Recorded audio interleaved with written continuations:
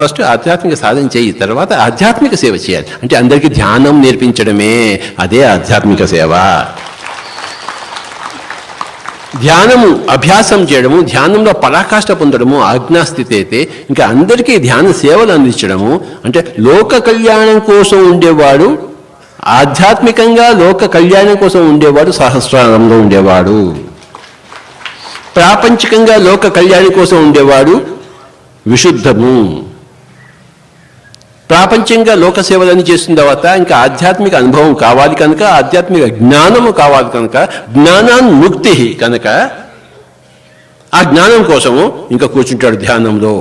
ధ్యానం వల్ల జ్ఞానము, జ్ఞానం వల్ల ముక్తి. ఇక ముక్తి వచ్చిన తర్వాత తాను దుఃఖరహితుడైన తర్వాత, తాను నిర్వాణ పరినిర్వాణ మహాపరినిర్వాణ స్థితిలో అన్నింటినీ పొందిన తర్వాత ఇంకా అందరికీ చెప్పడమే ఉన్న పని.